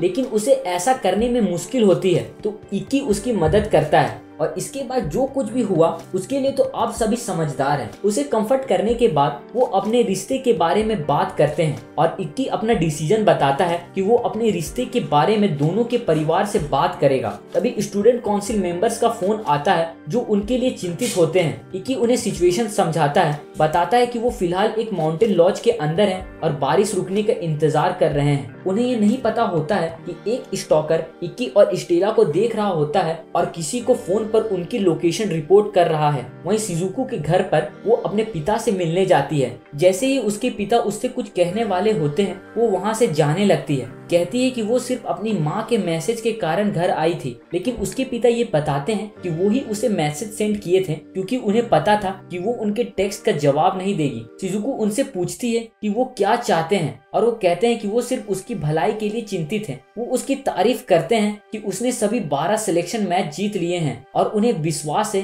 कि वो स्कूल रिप्रेजेंटेटिव बनेगी और 7 स्टार टूर्नामेंट में भाग लेगी। लेकिन शिजुको इस बात को पॉइंट आउट करती है कि इक्की भी सिलेक्शन मैच में अच्छा कर रहा है और पूछती है कि वो इस बारे में क्यों नहीं सोचते हैं। फिर वो वहाँ से चली जाती है। माउंटेन लॉज पर इक्की कुछ आवाज सुनता है और बाहर जाता है, जहाँ वो देखता है कि पत्थर से बनी एक मॉन्स्टर उनके लॉज पर हमला कर रहा है। वो जल्दी से वापस अंदर जाता है ताकि स्टेला को सुरक्षित कर सके। वो उसे एक पेड़ के नीचे ले जाता है, उसे सेफ जगह में रखने के लिए, और फिर उस मॉन्स्टर का सामना करता है। अपनी तलवार समन करके इक्की मॉन्स्टर पर हमला करता है, लेकिन वो छोटे मॉन्स्टर में बढ़ जाता है, जिससे उन्हें हराना मुश्किल हो जाता है। मॉन्स्टर उस पर हमला करते हैं और स्टेला की तरफ बढ़ते हैं। तभी रेनरेन आकर स्टेला को बचा लेती है और उसे इक्की के पास ले जाती है। बाकी स्टूडेंट काउंसिल में पहुंच जाते हैं और पत्थर मॉन्स्टर से लड़ते हैं। इक्की अंदाजा लगाता है कि ये मॉन्स्टर किसी मैजिकल नाइट द्वारा कंट्रोल किया जा रहा होगा। उताकाटा समझाता है कि ये किसी स्टील वायर एबिलिटी वाले पर्सन का काम हो सकता है, जो मैजिकल स्ट्रिंग का यूज करके इन पत्थर को दूर से कंट्रोल करते हैं। अचानक स्टूडेंट काउंसिल की प्रेसिडेंट टोका आती है और लड़ाई में शामिल होती है। वो समझाती है कि चाहे स्टील वायर यूजर कितनी भी दूर हो, वो सब मॉन्स्टर से जुड़े होते हैं जिसे उन्हें ट्रेस किया जा सकता है। टोका अपनी थंडर स्लैश अटैक यूज करके पत्थर मॉन्स्टर को हरा देती है और इक्की उसकी शानदार शक्ति और एबिलिटीज देखकर हैरान रह जाता है। उसका पावरफुल अटैक मैजिकल स्ट्रिंग के थ्रू ट्रेवल करता है और उस स्टील वायर यूजर को चोट पहुंचाता है। इक्की देखता है कि एकेडमी के सबसे पावरफुल फाइटर कितना स्ट्रॉन्ग है और वो लास्ट ईयर 7 स्टार बैटल में 4th आई थी। शिजुको को एक मैसेज मिलता है जिसमें पता चलता है कि उसका अगला अपोनेंट टोका होगी और इस मैसेज को पढ़कर स्माइल करती है। अगले दिन लंच के दौरान इक्की, स्टेला और एलिस टोका की पावर के बारे में एक आर्टिकल पढ़ते हैं। एलिस इक्की से टोका के पावर के बारे में सवाल करता है, लेकिन इक्की जवाब देता है कि उसे टोका से ज्यादा बात करने का मौका नहीं मिला और उसने सिर्फ उसकी पावर का एक छोटा सा हिस्सा उसके रॉक मॉन्स्टर के साथ बैटल के दौरान देखा था, लेकिन इतना ही काफी था ये साबित करने के लिए कि वो बहुत स्ट्रॉन्ग है। स्टेला चिंतित होती है कि शायद शिजुको ये बैटल हार सकती है, लेकिन एलिस उसे बताता है कि शिजुको अपने सीनियर के साथ मॉक बैटल कर रही है, जो लाइटनिंग यूजर है, टोका के साथ बैटल की तैयारी के लिए। वो आगे समझाता है कि शिजुको की मैजिकल पावर को कंट्रोल करने की एबिलिटी उसे अल्ट्रा प्योर वाटर क्रिएट करने की पावर देती है, जो लाइटनिंग को कंडक्ट नहीं करता। इस तरह से वाटर का लाइटनिंग के खिलाफ नेचुरल डिसएडवांटेज काउंटर हो जाता है। इसके बावजूद इक्की अब भी शिजुको के लिए चिंतित है और हालांकि वो चाहता है कि शिजुको जीते, लेकिन वो नहीं चाहता कि वो अपने आप को ज्यादा तकलीफ दे। बाद में शिजुको अपनी फीलिंग एलिस के साथ शेयर करती है। इक्की के लिए अपनी प्यार और उसकी मदद करने के लिए अपनी इच्छा के बारे में कहती है। वो वादा करती है कि आने वाले मैच में अपनी ताकत दिखाएगी और अपने आप को साबित करेगी। इसके बाद शिजुको और टोका के बीच बैटल शुरू होता है। एरिना में दोनों एक दूसरे का सामना करते हैं। शिजुको अपनी तलवार समन करती है और टोका भी अपनी थंडर स्वॉर्ड समन करती है। कुछ देर तक दोनों में से कोई भी हिलता नहीं है और बस एक दूसरे को घूरते हैं, जो ऑडियंस और कमेंटेटर को कंफ्यूज कर देता है। टीचर साइक्यो, जो इस मैच की सुपरवाइजर है, कमेंटेटर को समझाती है कि कैंडिडेट अपने अपोनेंट के मूव का इंतजार कर रहे हैं, क्योंकि दोनों ही इतने स्ट्रॉन्ग हैं कि चैंपियन बन सकते हैं, लेकिन जो भी लापरवाही से मूव करेगा वो हार जाएगा। इक्की जानता है कि शिजुको इस मैच में पहले मूव नहीं करना चाहती, क्योंकि टोका के पास स्ट्रॉन्गेस्ट वेपन है जो वो क्लोज रेंज में यूज कर सकती है। वो स्टेला को बताता है कि टोका का नोबल आर्ट इतना स्ट्रॉन्ग और इंटेंस है कि टोका को इसके नाम पर राइकिरी कहा जाता है। वो बताता है कि पास्ट में टोका ने इस टेक्निक को यूज करके अपने कई अपोनेंट को हराया है। जब वो तलवार निकालती है और टेक्निक का यूज करती है तो ये पक्का होता है कि वो अपने अपोनेंट को स्लैश कर देगी और कोई भी उसके क्लोज रेंज अटैक से बच नहीं पाया है। शिजुको एक प्रोटेक्टिव बैरियर बनाती है, एक आइस फील्ड क्रिएट करके। टोका तुरंत इससे बच जाती है और लॉन्ग डिस्टेंस से काउंटर अटैक करती है। शिजुको एक जाइंट वेव समन करती है और टोका पर वाटर बुलेट भेजती है, जो अपनी थंडर स्वॉर्ड से सब वाटर बुलेट को डिफ्लेक्ट करती है और वेब पर वापस अटैक करती है। टोका अपना अटैक करना जारी रखती है। इक्की स्टेला को बताता है कि शिजुको की वेब टेक्निक को जारी रखने के लिए उसे अल्ट्रा प्योर वाटर जनरेट करना पड़ता है, जबकि टोका को सिर्फ अपने लाइटनिंग से अटैक करते रहना पड़ता है। अचानक शिजुको अपनी आइस का यूज करके टोका को एक जगह रोक लेती है और उस पर एक बड़ा आइस अटैक लॉन्च करती है, लेकिन टोका इस आइस से छुटकारा पाकर सबको उनके एक्स्ट्रा ऑर्डिनरी बैटल के लिए चीयर करने पर मजबूर कर देती है। अचानक पलक झपकते ही टोका शिजुको के पास आ जाती है और उस पर अटैक की सीरीज लॉन्च करती है, जिससे वो मुश्किल से बच पाती है। टोका फिर से ऐसा करती है और इस बार शिजुको उससे बच नहीं पाती। उसे काफी बुरी तरह से चोट पहुंचता है, लेकिन पता चलता है कि टोका ने असली में शिजुको के वाटर शैडो पर अटैक किया था, ना कि उस पर। लेकिन फिर भी इम्पैक्ट के कारण उसे कट लग जाता है। जैसे जैसे बैटल आगे बढ़ता है, शिजुको टोका के मूव को देख नहीं पाती और अपने आप को डिसएडवांटेज में पाती है। सब लोग कंफ्यूज हैं कि बैटल पहले की तरह इवन क्यों नहीं है, क्योंकि शिजुको अब सिर्फ टोका के अटैक को मुश्किल से डिफेंड कर पा रही है। इक्की स्टेला को बताता है कि टोका की टेक्निक राइकिरी, जो अपोनेंट की एग्जिस्टेंस को उसके अनकॉन्शियस माइंड से छुपा देती है। वो याद करता है कि इंस्ट्रक्टर साइक्यो ने एक बार उसके साथ ऐसा किया था। अचानक साइक्यो उनके सामने आ जाती है। वो उसे बताती है कि ये टेक्निक दो डिफरेंट टेक्निक का कॉम्बिनेशन है। तभी डायरेक्टर कहीं से आकर इक्की से कहती है, अब तक तुम्हें पता चल जाना चाहिए कि तुम्हारी बहन टोका की स्पेशल राइकिरी टेक्निक से जीत नहीं पाएगी। वो सहमत होता है और अंदाजा लगाता है कि शिजुको को टोका के क्लोज रेंज एडवांटेज को काउंटर करने के लिए कुछ चाहिए, और वो सोचता है कि अगर वो ऐसा स्ट्रेटेजी ढूंढ लेती है तो उसके पास चांस हो सकता है। इक्की को दिखाने के लिए कि वो उससे कितना प्यार करती है, शिजुको अपनी लिमिट से आगे जाने का फैसला करती है और अपनी अटैक करने लगती है। टोका अटैक को काउंटर करती है और वापस अटैक करती है। वो कुछ देर तक एक दूसरे पर अटैक करने की कोशिश करते हैं। जैसे जैसे बैटल इंटेंस होता है, शिजुको एक मैजिकल आइस फील्ड क्रिएट करती है ताकि वो फ्रीली मूव कर सके और टोका पर अटैक करे। वो फॉग के अंदर उस पर अटैक करने के लिए और वाटर शैडो क्रिएट करती है और टोका को उसकी तरह फ्रीली मूव करने में दिक्कत होती है। शिजुको फिर अपनी स्पेशल वाटर ब्लेड टेक्निक का यूज करती है, लेकिन टोका समय पर अपनी अल्टीमेट टेक्निक से काउंटर करती है और उसे नीचे गिरा देती है। अपनी जबरदस्त कोशिशों के बावजूद शिजुको मैच हार जाती है और हॉस्पिटल में एडमिट होती है। जब वो हॉस्पिटल में जागती है तो वो स्टेला, एलिस और इक्की को अपने लिए चिंतित देखती है। ये समझने पर कि वो हार गई है, वो सबको जाने के लिए कहती है, ये कहते हुए कि वो अभी थकी हुई है। वो उसके रिक्वेस्ट पर रूम छोड़ देते हैं, लेकिन इक्की और स्टेला उसे बाहर से देखते हैं। इक्की स्टेला से कहता है कि शिजुको बहुत स्ट्रॉन्ग हो गई है। बाद में एलिस शिजुको से बात करने के लिए रुकता है। वो उसे गले लगाकर कंफर्ट करता है और उसकी तारीफ करता है कि उसने बहुत अच्छा परफॉर्म किया। वो उसे बताता है कि इक्की ने उसे एंड तक देखा और उसे अपने आप पर इतना कठोर होने की जरूरत नहीं है। शिजुको उसे गले लगाकर रोते हुए अपनी फीलिंग बाहर निकालती है। आने वाले दिनों में स्टेला अपनी सभी बैटल जीतती है, जिससे वो कुल 14 मैचेस जीत चुकी है। बैटल के बाद वो और इक्की वॉक के लिए जाते हैं। अपने मैचेस में प्रोग्रेस के बारे में बात करते हुए स्टेला कहती है कि वो अपने आप को ज्यादा स्ट्रॉन्ग महसूस कर रही है और इसका क्रेडिट इक्की को देते हुए बताती है कि ये सब उसकी ट्रेनिंग सेशन के दिए गए टॉर्चर के कारण है। वो उसे उनके प्रॉमिस की याद दिलाती है कि वो 7 स्टार फेस्टिवल में सिलेक्ट होने के लिए लड़ेंगे और एक दूसरे का सामना करेंगे। फिर वो अपना यूजुअल काम करती है, जो किसी छिछोरे आदमी के द्वारा कैप्चर कर लिया जाता है। वहीं स्कूल में नोटिस लगाया जाता है जो स्टूडेंट को इन्फॉर्म करता है कि स्कूल रिप्रेजेंटेटिव की सिलेक्शन के लिए सिर्फ 4 मैचेस बचे हैं। बाद में डायरेक्टर इक्की से एक मोटे आदमी अकाजा के बारे में पूछती है। इक्की कंफर्म करता है कि वो इस आदमी को जानता है और उसे तब मिला था जब वो अपने पेरेंट्स के घर में रहता था और अब वो उसके पिता के अंडर काम कर रहा है।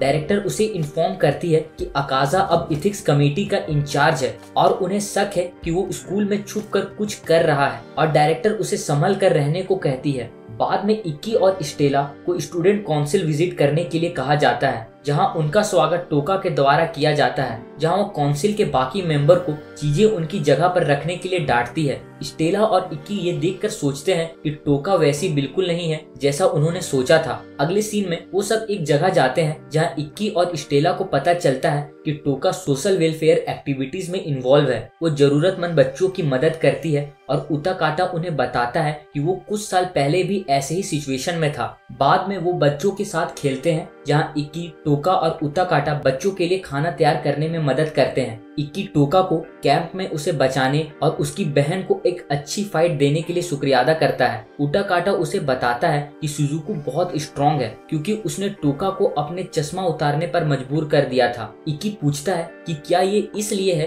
क्योंकि टोका अपनी नोबल आर्ट की एक्यूरेसी को अपनी विजन ब्लॉक करके इम्प्रूव कर सकती है, और टोका इस बात को कंफर्म करती है। वो बताती है कि इंसानों की एक्शन उनके ब्रेन से आने वाली ट्रांसमिशन सिग्नल द्वारा कंट्रोल होता है, जो एक वीक इलेक्ट्रिक करंट है, और एक लाइटनिंग यूजर होने के नाते वो दूसरों के ब्रेन के सिग्नल को अपनी टेक्निक रिवर्स साइट का यूज करके सेंस करती है। वो आगे बताती है कि इस एबिलिटी के कारण ही वो शिजुको के ट्रैप और सडन अटैक को देख पाई। टोका फिर उन दोनों को ब्रेक लेने के लिए कहती है। इस बीच बच्चे स्टूडेंट काउंसिल के दूसरे मेंबर के साथ खेलते हैं। ब्रेक के दौरान इक्की उटाकाटा से कहता है कि वो टोका से अपनी नजर नहीं हटा पा रहा। उटाकाटा उसे बताता है ये इसलिए है क्योंकि वो उसके कोर को देख रहा है। उसकी शक्ति का सोर्स उन बच्चों की मदद करने से आता है जो बहुत खराब सिचुएशन और पुअर बैकग्राउंड से आते हैं। वो बताता है कि इन सभी बच्चों ने बुरे समय देखा है और एक बच्चे के पिता ने अपने ही बेटे को खत्म करने की कोशिश की थी, जिससे वो एग्रेसिव और टूट गया था, लेकिन टोका ने उस पर कभी हार नहीं मानी और उसकी मदद से वो बच्चा अपने आप को वापस पा चुका है। वो इक्की को बताता है कि वो बच्चों को उम्मीद, हिम्मत देना चाहती है और उनका सपोर्ट करना चाहती है। कुकिंग के बाद वो सबको खाना देती है और बच्चों का ध्यान रखती है। इक्की बच्चों के प्रति उसकी जेन्युइन केयर को ऑब्जर्व करता है और समझता है कि उसकी असली शक्ति दूसरों की मदद करने की निस्वार्थ भाव में छुपी है। इक्की और स्टेला बस में वापस स्कूल जाते हैं और पहुंचने पर देखते हैं कि एलिस, शिजुको और कागामी उनके पास आते हैं। कागामी उन्हें एक न्यूज़पेपर दिखाती है जिसमें उनकी किसिंग की फोटो है और बताती है कि स्टेला की पॉपुलैरिटी के कारण ये न्यूज हर जगह छा गई है। स्टेला कागामी से आर्टिकल छीनकर पढ़ती है और गुस्से से भर जाती है जब वो देखती है कि पेपर में इक्की के बारे में बेकार बातें लिखी हुई है। गुस्से में वो पेपर को जला देती है। तभी एक शानदार गाड़ी उनके पास रुकती है और अकाजा उसमें से पागलों की तरह हंसता हुआ बाहर आता है। वो इक्की को बताता है कि इस इंसिडेंट के कारण उसे इथिक्स कमेटी के सामने हियरिंग के लिए बुलाया गया है और इक्की को उसके साथ आने के लिए कहता है। स्टेला उसका बचाव करने के लिए आगे बढ़ती है, लेकिन इक्की उसे रोक देता है और साथ आने के लिए तैयार हो जाता है। हियरिंग के दौरान अकाजा इक्की से उसके और स्टेला के रिश्ते के बारे में सवाल करता है। वो इक्की से पूछता है कि उसने कब स्टेला को डेट करना शुरू किया और इक्की जवाब देता है कि ये सिलेक्शन मैच के शुरू होने के आसपास था।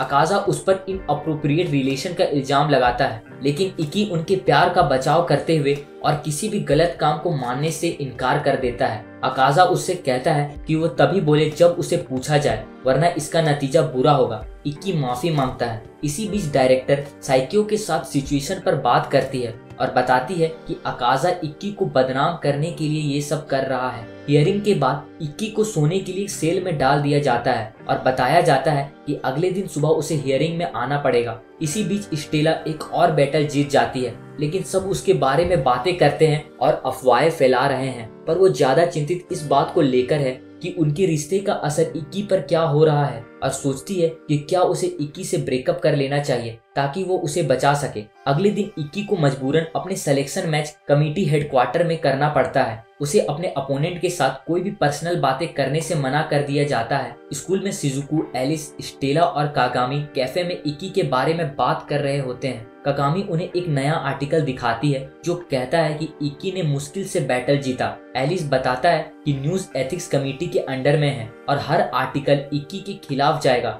ताकि उसे बदनाम किया जा सके। स्टेला गिल्ट से भर जाती है और उससे पूछती है कि क्या उसे इक्की के साथ ब्रेकअप कर लेना चाहिए। तभी शिजुको उस पर वाटर अटैक करती है और कहती है कि इक्की इस सिचुएशन को इसीलिए झेल रहा है क्योंकि वो उसके साथ अपने रिश्ते की परवाह करता है। शिजुको फिर कहती है कि अगर वो इस बात को नहीं समझती और उसका विश्वास तोड़ती है तो वो उसे कभी माफ नहीं करेगी। स्टेला को एहसास होता है कि इक्की उसे बचाने की कोशिश कर रहा है और उसके लिए लड़ रहा है। आने वाले दिनों में इक्की बैटल जीतने का सिलसिला जारी रखता है और अब तक वो 16 मैचेस जीत चुका है। तभी इक्की कमजोरी के कारण गिरने लगता है तो यूरी उसकी मदद करती है और चुपके से उसके कपड़ों में कुछ डालकर वहां से चली जाती है। बाद में इक्की यूरी के द्वारा दिया गया पेपर खोलता है और देखता है कि स्टेला ने अपने बालों का टुकड़ा दिया है। ये देखकर इक्की में दोबारा से कॉन्फिडेंस आ जाता है और वो समझ जाता है कि स्टेला उसका प्रॉमिस नहीं भूली है। वहीं स्टेला अपनी सभी मैचेस जीत रही है, अपना वादा निभाते हुए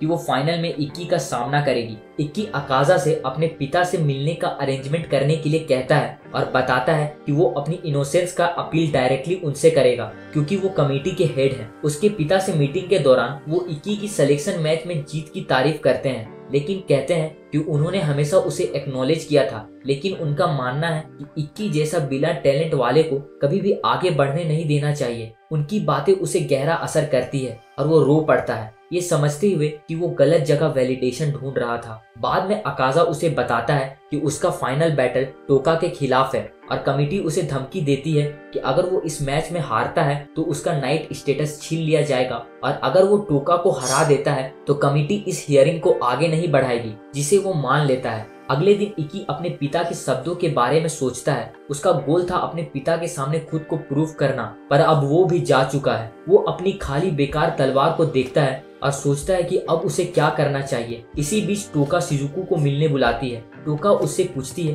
कि क्या उसे पता है कि इक्की का अगला अपोनेंट वो खुद है। टोका उसे बताती है कि उसके पास उनका फैसला मानने के अलावा कोई और रास्ता नहीं था और हालांकि उसे पता है कि इक्की की कंडीशन खराब है, पर फिर भी इक्की बैटलफील्ड पर सब कुछ देकर उसे हराने की कोशिश करेगा। टोका ये भी कहती है कि वो उसका सामना करते वक्त कोई कसर नहीं छोड़ सकती, उसे अपनी पूरी जान लगाकर उससे लड़ना होगा। और शिजुको से पूछती है कि क्या वो इक्की को बैटल से विड्रॉ करने की रिक्वेस्ट करेगी। शिजुको कहती है कि उसे इस बारे में सोचने के लिए समय चाहिए और बाद में एलिस से पूछती है कि क्या उसे इक्की को बैटल में भाग लेने से रोकना चाहिए। एलिस शिजुको से कहता है कि सिर्फ वो ही इस सवाल का जवाब ढूंढ सकती है क्योंकि वो ही इक्की के दिल का हाल जानती है और वो टोका की शक्ति को भी समझती है। टोका अपने आप से सवाल करती है कि क्या वो नेशनल कंपटीशन में जाने पर प्राउड फील करेगी, चाहे वो ये बैटल जीत भी जाए या इक्की खुद विड्रॉ भी कर ले।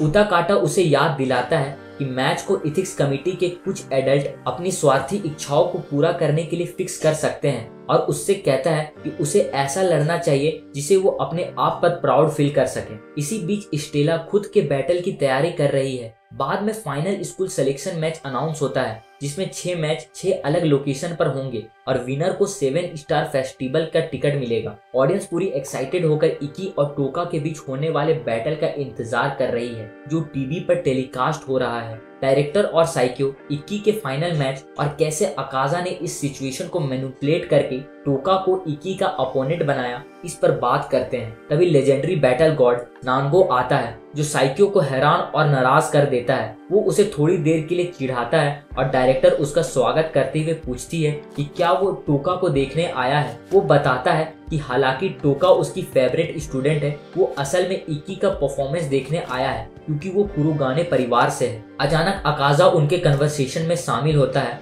और कहता है कि शायद मैच कैंसिल हो सकती है। अनाउंसमेंट में कहा जाता है कि इक्की अब तक नहीं आया और अगर वो 15 मिनट के अंदर नहीं आता तो टोका विनर डिक्लेयर हो जाएगी। डायरेक्टर अकाजा से पूछता है कि इक्की अब तक क्यों नहीं आया जबकि उसने प्रॉमिस किया था कि फेडरेशन इक्की को अपनी कार में लाएगी। अकाजा कहता है कि शायद कुछ मिसकम्युनिकेशन हुआ होगा और जब वो इक्की को कार में लेने गए थे तो वो खुद ही निकल चुका था। वो कहता है कि इक्की कोई बच्चा नहीं है तो वो ठीक होगा जब तक वो रास्ते में बेहोश नहीं होता। और फिर अकाजा पागलों की तरह हंसता है। थका हारा इक्की अपने दादाजी के शब्दों को याद करता है और कैंपस पहुंचने की कोशिश करता है। उसके मन में डाउट आता है कि क्या उसने अपने दादाजी के कभी हार नहीं मानने वाले बात को अपनाकर गलती की क्योंकि वो यूजलेस है और उसमें जरा सा भी टैलेंट नहीं है और उन बातों की वजह से उसकी जिंदगी और मुश्किल ही हुई है। उसकी खुद की टेक्निक भी चुराई हुई है। ये सब बातों के कारण जैसे ही इक्की हार मानने वाला था तभी शिजुको उसे ढूंढ लेती है और उसे पकड़कर कहती है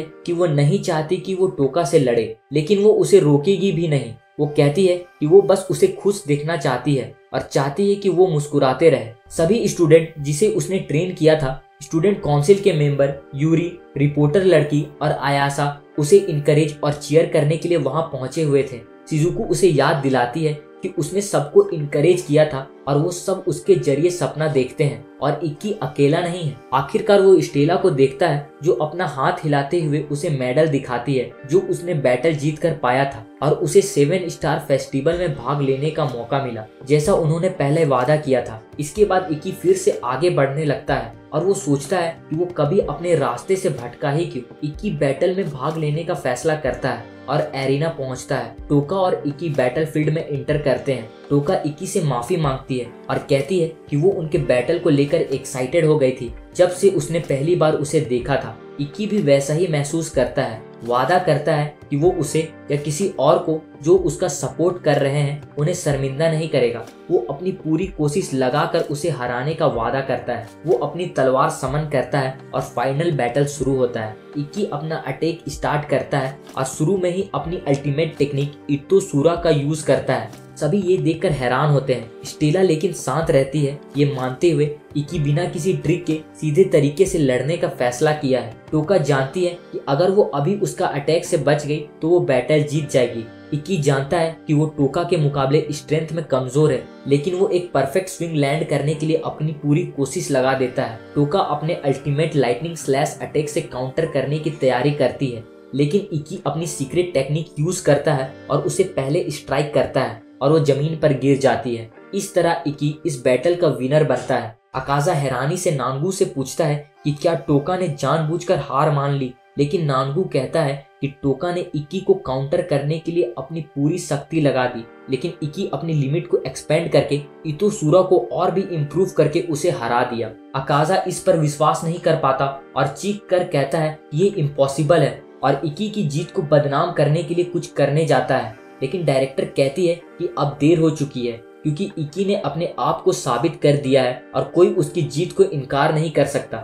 वहीं एरिना में इक्की खुद को गिरने से रोकता है। तभी अकाजा उस पर हमला करने की कोशिश करता है, लेकिन स्टेला उसका बचाव करती है और अकाजा को एरिना से बाहर उड़ा देती है। स्टेला फिर इक्की के पास दौड़ती है और उसे गिरने से बचाती है। स्टेला अपने प्यार का इजहार करती है। इक्की कहता है कि स्टेला के प्यार ने ही उसे बचाया है और उससे पूछता है कि क्या वो उसकी फैमिली बनेगी। वो उसके मैरिज प्रपोजल को एक्सेप्ट कर लेती है। सब इक्की और स्टेला के लिए चीयर करते हैं और शिजुको उनके रिश्ते की सच्चाई को एक्सेप्ट करती है। इसी बीच इक्की के फादर को एम्परर यानी स्टेला के पिता का कॉल आता है जो उससे कहते हैं कि उसे इक्की और स्टेला के प्रपोजल के बारे में पता चल गया है। उसके पिता तुरंत माफी मांगते हैं, लेकिन एम्परर उससे कहते हैं कि बच्चों को बड़े की पॉलिटिक्स में इंक्लूड ना करें और उनकी खुशी की कामना करते हैं। बाद में 7 स्टार फेस्टिवल के सिलेक्शन मैच के विनर अनाउंस किए जाते हैं। इक्की, कनाता, एलिस, स्टेला और 2 और लड़कियां ये सब 7 स्टार फेस्टिवल टूर्नामेंट में स्कूल रिप्रेजेंटेटिव के रूप में भाग लेंगे।